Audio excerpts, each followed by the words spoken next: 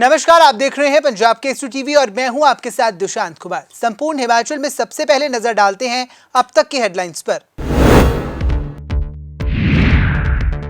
बिलासपुर में बादल फटने से तबाही, लोगों ने घरों से भागकर बचाई जान। घटनास्थल पर पहुंचे सदर विधायक सुभाष ठाकुर, फौरी राहत की प्रदान, नुकसान का लिया जायजा।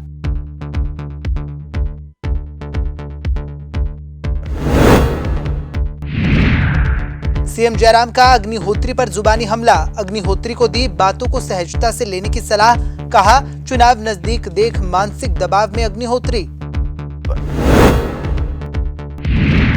प्रदेश भर में याद किए गए पूर्व मुख्यमंत्री वीरभद्र सिंह, पहली पुण्यतिथि पर दी गई भावभीनी श्रद्धांजलि। जल्द ही मुहिम के तहत बनाई जाएगी वीरभद्र सिंह की विशाल प्रतिमा। खाद्य सुरक्षा कानून लागू करने में देश भर में दूसरे स्थान पर रहा हिमाचल। खाद्य मंत्री राजेंद्र गर्ग ने की पुष्टि, प्रदेश को मिली उपलब्धि के लिए सीएम जयराम का जताया आभार। अब खबरें विस्तार से। हिमाचल प्रदेश में आपदा का दौर थमने का नाम नहीं ले रहा है। इसी के चलते हिमाचल प्रदेश के बिलासपुर जिला में बादल फटने की घटना सामने आई है, जिसके चलते इस दौरान बिलासपुर सदर विधानसभा क्षेत्र के तहत कुहम झवाड़ पंचायत के भगोट गांव में बादल फटने के बाद भारी नुकसान हुआ है, जिसका जायजा लेने के लिए विधायक सुभाष ठाकुर घुमारवी के एसडीएम व डीएसपी के साथ राजस्व अधिकारी को लेकर मौके पर पहुंचे। उन्होंने इस दौरान प्रभावित परिवारों के साथ बातचीत की, साथ ही फौरी राहत भी प्रदान की।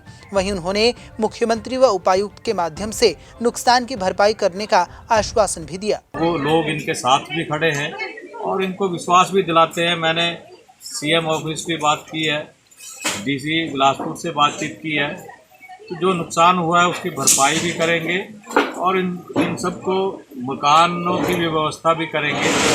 और इन सबकी एक एक डेढ़ दो बीघा ज़मीन भी बह गई है। यहाँ कहीं से भी रास्ता नहीं है। हमने जेसीबी के लिए भी कहा, लेकिन यह दोनों धाराओं के बीच में है और यहाँ फॉरेस्ट है, डीपीएफ है, दोनों तरफ से बड़ी बड़ी धाराएं हैं दोनों तरफ से। लेकिन एक फायर लेन निकली है, वहाँ से हम कोशिश कर रहे हैं कि वहाँ तक किसी तरह से पहुँचा जाए। लेकिन लोकल लोगों को वो मवेशी निकालने के लिए और जो इनका सारा सामान दबा है उसको निकालने के लिए वो कोशिश कर रहे हैं। सारे लोग उसमें साथ हैं, सब लोग लगे हैं। और हमने भी लोगों से आग्रह किया है कि जितना भी हमारी तरफ से आर्थिक राहत भी, फौरी राहत भी दी गई है। और रात को जिस तरह से इनको डर है कि ऐसा ना हो दोबारा कोई ऊपर से मलबा आए या दोबारा बारिश हो, तो टेंट की भी व्यवस्था की जा रही है कि इनको 3 टेंट भी लगा के आज देंगे। और भी व्यवस्था होगी वो टेंट भी देंगे। कहीं और भी अगर हम देख रहे हैं कि अगर ऐसा लगेगा कि इनको वो वहाँ पर वो व्यवस्था ठीक नहीं होगी, तो हमने पंचायत को भी कहा है और एसडीएम साहब को भी कहा है, तो और मकान की भी व्यवस्था की जाएगी इनके रहने की। लेकिन उनको सुरक्षित स्थान और सारी चीज़ों की सारी जिम्मेवारी ये प्रशासन की, हमारी अब व्यक्तिगत तौर पर इनके साथ खड़े हैं, पूरा समाज इनके साथ खड़ा है। और जो नुकसान हुआ है इसके लिए हम सब ने कहा है कि थोड़ा हौसला भी करना पड़ेगा। कुदरत के साथ, भगवान के साथ किसी का कोई बस चलता है। और यह बरसात में ऐसी अनहोनी कई जगह पर हुई है, लेकिन ये पहली बार हमारे यहाँ इतना बड़ा हादसा हुआ है, जिसके कारण यह न केवल कुहम-झवाड़ पंचायत, हमारी ऊपर एक ट्यून खास पंचायत है, उसमें भी लोगों का नुकसान हुआ है। वहीं बिलासपुर में बादल फटने की घटना के बाद एसडीएम भी मौके पर पहुंचे। इस दौरान उन्होंने जहां स्थिति का जायजा लिया, तो वहीं मौके पर नुकसान का जायजा लेने के साथ ही एसडीएम ने बताया कि बादल फटने से लाखों रुपयों का नुकसान हुआ है, जिसमें प्रभावित परिवारों से मामले में जानकारी जुटाई गई है और कुल मिलाकर इन सभी परिवारों का 40 लाख रुपए का अनुमानित नुकसान हुआ है। वही मुझे इसकी जानकारी मिली और मैं खुद ही स्पॉट पे पहुंचा। थोड़ा सा यहाँ के रोड ब्लॉक थे और मौके पे आकर के देखा कि यहाँ पे काफ़ी बारिश हुई है। एक किस्म से बादल ही फटा है और जिससे कि काफ़ी पानी आया हुआ, जिससे लोगों के 3 परिवारों के जो है वो गौशाला और पशु बह गए हुए हैं और मकानों को भी नुकसान पहुँचा हुआ है। और साथ ही साथ लगती जो नाले के साथ लोगों की उपजाऊ ज़मीन है उसको भी नुकसान पहुँचा हुआ है। इसमें तीनों परिवारों की कम से कम 10 बकरियाँ और 3 भैंसें इस क्लाउड बर्स्ट में बह गई हैं। और इसमें मौके पे जाकर के पीड़ित परिवारों को फौरी राहत के तौर के ऊपर अभी दोनों को 20-20 हज़ार और एक को 10,000 रुपये दिए। मैं मौके पे खुद हूँ, नायब तहसीलदार हर लोग यहाँ पे मौके पे खुद हैं। और बाकी इनकी क्योंकि मकान में भी खतरा है कि कहीं रात को रहना सुरक्षित नहीं है, तो इनकी व्यवस्था कर रहे हैं कि कहीं सुरक्षित जगह पे इनकी व्यवस्था की जाए। साथ ही जो पशु उनके दबे हुए हैं उनको निकालने के लिए भी लोग भी मदद कर रहे हैं। साथ में होमगार्ड वालों को भी अभी कहा है यहाँ पे, क्योंकि जेसीबी आना यहाँ तक रास्ता नहीं है, रोड नहीं है, जेसीबी लाना थोड़ा सा बहुत मुश्किल है, यहाँ पहुँच नहीं पाएगी। फिर भी कोशिश कर रहे हैं कि ऊपर वाले रास्ते से कहीं अगर जेसीबी आ जाए तो उसकी हेल्प से भी जो मलबों को हटाया जाए। हिमाचल प्रदेश के पूर्व मुख्यमंत्री स्वर्गीय वीरभद्र सिंह को आज प्रदेश भर में याद किया जा रहा है। जी हां, आपको बता दें कि 8 जुलाई 2022 को वीरभद्र सिंह इस दुनिया को अलविदा कह गए थे, लेकिन वीरभद्र सिंह आज सभी के दिलों में जिंदा है। आधुनिक हिमाचल के निर्माता वीरभद्र सिंह की पहली पुण्यतिथि पर आज प्रदेश कांग्रेस की ओर से प्रदेश भर में श्रद्धांजलि कार्यक्रम आयोजित किया गया। शिमला में प्रदेश कार्यालय राजीव भवन में आयोजित श्रद्धांजलि कार्यक्रम में स्वर्गीय वीरभद्र सिंह की धर्मपत्नी और हिमाचल कांग्रेस के अध्यक्ष प्रतिभा सिंह और उनके बेटे विक्रमादित्य सिंह समेत कांग्रेस के बड़े नेताओं ने इस दौरान वीरभद्र सिंह को श्रद्धांजलि अर्पित की। आज स्वर्गीय वीरभद्र सिंह जी का पहली पुण्यतिथि है और एक और जहां खुशी है, गम है, वहां एक और खुशी भी है, क्योंकि जैसा मैं हमेशा कहता हूं कि उनका जीवन जो है वो हम सब के लिए प्रेरणा का स्रोत है। और जैसा मैंने हर बारी हम कहते हैं कि ये तो सत्य है एक जीवन का कि सबने एक ना एक दिन जो है वो जीवन कुछ विश्व को छोड़ के जाना है, दुनिया को छोड़ के जाना है, मगर उनका जो दिखाया हुआ रास्ता है, उनका जो ज़िंदगी है, उसे हम सबको जो है वो सेलिब्रेट करने की आवश्यकता है। और एक अभी कुछ समय बाद हम मुहिम भी छेड़ेंगे जिसके तहत हिमाचल प्रदेश के हर क्षेत्र से, हर ब्लॉक से, हर गांव से जो है मिट्टी और लोहा इकट्ठा करने का हम कार्य कर रहे हैं, क्योंकि हमने मिलकर ये निर्णय लिया है कि एक विशाल प्रतिमा स्वर्गीय राजा वीरभद्र सिंह जी की लेंगे जब हमारी सरकार बनेगी, तो उसके लिए सब लोगों का कंट्रीब्यूशन उसके लिए हो। उसके लिए एक मुहिम बहुत जल्दी अलग से इस कार्यक्रम के बाद हम उसकी शुरुआत करेंगे। मुख्यमंत्री जयराम ठाकुर और नेता प्रतिपक्ष मुकेश अग्निहोत्री के बीच जुबानी जंग थमने का नाम नहीं ले रही है। इसी के चलते एक बार फिर मुख्यमंत्री जयराम ठाकुर ने अग्निहोत्री को सलाह दी है। जी हां, आपको बता दें कि मुख्यमंत्री जयराम ठाकुर ने नेता प्रतिपक्ष पर जुबानी हमला बोलते हुए कहा कि अग्निहोत्री एक कमरे में कैमरा ऑन करके बोलते हैं और उन्हें लगता है कि वे लाखों लोगों को संबोधित कर रहे हैं। कोई भी बोलते हैं कमरे में कैमरा ऑन कर देते हैं और कैमरे के सामने खड़े हो जाते हैं, ऐसा लगता है कि लाखों लोगों को वो संबोधित कर रहे हैं। तो उनका स्वभाव है, मैं उस पर कुछ ज़्यादा कहने नहीं चाह रहा हूँ। ये मानसिकता को दर्शाता है कि आदमी किस कदर जो है वो इस तरह से मतलब मानसिक दबाव में आ गया है जब चुनाव नज़दीक आए। सहज रूप से लेना चाहिए। अभी भारतीय जनता पार्टी की सरकार है और भारतीय जनता पार्टी की सरकार अपना कार्यकाल पूरा करने के बाद फिर सरकार बनाएगी हिमाचल प्रदेश में। जो वो कह रहे हैं कि हम आएंगे, यही कहते थे पंजाब में, यही कहते थे उत्तराखंड में, यही कहते थे उत्तर प्रदेश में, लेकिन आए तो नहीं है, वो तो गए ही गए। तो यहाँ पर भी वो जाएंगे ही जाएंगे निश्चित।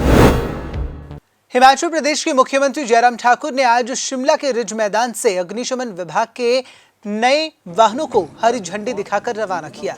आपको बता दें कि इस दौरान मुख्यमंत्री जयराम ठाकुर ने कहा कि लोगों की जान बचाने के लिए, सार्वजनिक संपत्ति को बचाने के लिए ये आवश्यक है कि हम अपने अग्निशमन विभाग को बेहतर करें, जिसके लिए आज 21 वाहन विभाग को समर्पित किए गए हैं, जो कि प्रदेश में विभिन्न स्थानों पर अपनी सेवाएं देंगे, जिन पर 7 करोड़ 64 लाख रुपए की लागत आई है। प्रसन्नता है कि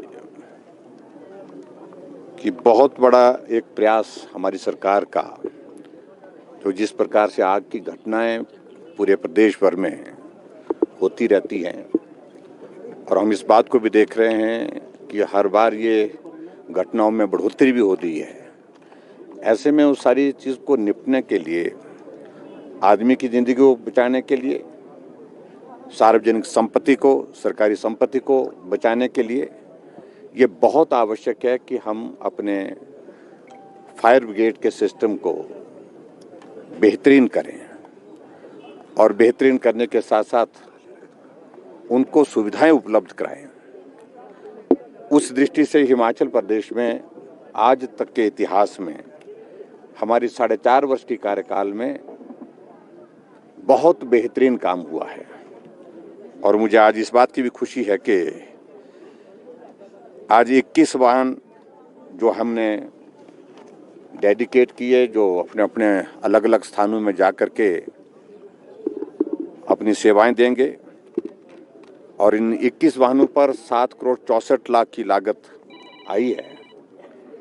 और ये भी मैं कहना चाह रहा हूँ कि हिमाचल के इतिहास में फायर ब्रिगेड की इतनी एक बड़ी एडिशन एक साथ पहली बार हुई। आज हिमाचल प्रदेश को एक और उपलब्धि हासिल हुई है, जिसके चलते नेशनल फूड सिक्योरिटी एक्ट के तहत हिमाचल प्रदेश ने देश भर में दूसरा स्थान हासिल किया है। आपको बता दें कि इस दौरान केंद्रीय उपभोक्ता, खाद्य एवं उद्योग मंत्री पीयूष गोयल ने नई दिल्ली में भारत में खाद्य पोषण और सुरक्षा विषय पर राज्यों और केंद्र शासित प्रदेशों के खाद्य मंत्रियों का सम्मेलन आयोजित किया था, जिसमें NFSA के लिए राज्य रैंकिंग सूचकांक का पहला संस्करण जारी किया गया, जिसमें हिमाचल प्रदेश दूसरे नंबर पर रहा है। वहीं खाद्य मंत्री राजेंद्र गर्ग ने इसकी पुष्टि की और प्रदेश सरकार और प्रदेशवासियों को इस उपलब्धि के लिए बधाई दी।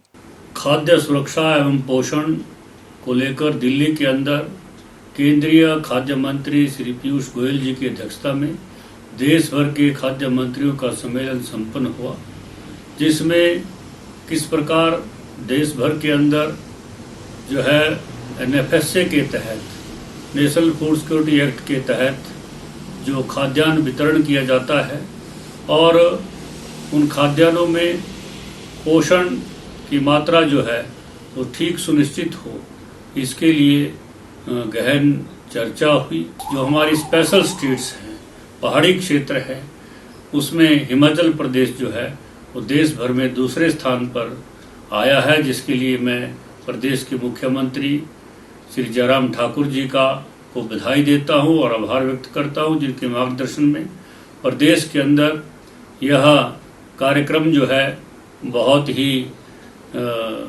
गंभीरता के साथ जो है चलाया जा रहा है। और साथ ही मैं अपनी विभागीय टीम को भी बहुत बहुत बधाई देता हूं, और विशेषकर हमारे जो PDS के जो धरातल पर काम करने वाले लोग हैं, जो हमारे डिपो होल्डर्स हैं, उन डिपो होल्डर्स को मैं विशेष रूप से बधाई देता हूं और उनका धन्यवाद करता हूं कि उन्होंने बहुत गहनता के साथ, बड़ी लगनशीलता के साथ जो है वो काम किया है। विधानसभा चुनावों को लेकर अभी भी 4 महीने का वक्त बचा हुआ है, लेकिन कांग्रेस में अंतर्कलह थमने का नाम नहीं ले रही है, जिसके चलते सिरमौर के बाद अब सोलन में भी कांग्रेस के बीच अंतर्कलह देखने को मिली। मौका था पूर्व मुख्यमंत्री स्वर्गीय वीरभद्र सिंह की पहली पुण्यतिथि का, जहां सारे कांग्रेसी PWD रेस्ट हाउस में शोक सभा के आयोजन पर इकट्ठा हुए। इस दौरान सभी कार्यकर्ताओं ने वीरभद्र सिंह को श्रद्धांजलि अर्पित की और संकल्प लेने के बाद कुछ कांग्रेसी विधायक पर बरस पड़े और पार्टी पर उन्हें नजरअंदाज करने के आरोप लगाए। तो कई कार्यकर्ताओं ने इस दौरान ब्लॉक कांग्रेस में पद देने की मांग तक कर डाली। जब कोई घर परिवार बड़ा होता है तो उसमें इस प्रकार की दावेदारी, मैं समझता हूँ आपके संविधान में किसी को भी अपनी दावेदारी करने का हक है। हाँ, उसको किस प्रकार से करना है, कैसे उसको प्रस्तुत करना, ये एक दूसरी बात है, एक दूसरी कला है या दूसरा विधान है। वैसे मैं इतना जरूर जानता हूँ कि लोग ही सचमुच में आपका, जैसे हमारे पूरे तंत्र में होता है, चाहे वो सरकारी हो चाहे हमारे आर्मी का हो, हम एनुअल कॉन्फिडेंशियल रिपोर्ट लिखते हैं, तो जो वो ACR होती है वो हमेशा लोग लिखते हैं और लोग सच्चे, मैं समझता हूँ आज तो इतने सर्वे का टाइम है, इतनी जानकारी का समय है, दुनिया भर के इंटेलिजेंस ब्यूरो, न जाने क्या क्या हमारे पास साधन है, आप एजेंसीज भी हायर कर सकते हैं और उसके आधार पर ओपिनियन बनाना, ये हमारी ऑल इंडिया कांग्रेस कमेटी की भी नीति है। जिला परिषद कैडर कर्मचारियों की हड़ताल दिन ब दिन आगे बढ़ती जा रही है और उनकी मांगे पूरी न होने के चलते उनमें रोष भी बढ़ रहा है। आपको बता दें कि इस दौरान कर्मचारी पिछले 11 दिनों से पंचायती राज विभाग में विलय करने की मांग को लेकर हड़ताल कर रहे हैं, लेकिन उनकी मांगों को अभी तक पूरा नहीं किया गया है। वहीं Himachal Pradesh bar council association के सदस्य एडवोकेट रोहित शर्मा ने अब इस हड़ताल का समर्थन किया और कर्मचारियों की मांगों को सरकार द्वारा जल्द पूरी करने की मांग की। जिला परिषद कैडर कर्मचारियों के और साथ में तकनीकी सहायक पंचायत सेक्रेटरी और जो जेईज हैं, उनकी जो क्रमिक पेन डाउन स्ट्राइक है उसका हम देख रहे हैं कि डे बाय डे ये स्ट्राइक जो है अपनी प्रगति ले रही है। आज इनके साथ शामिल होने का मौका मिला।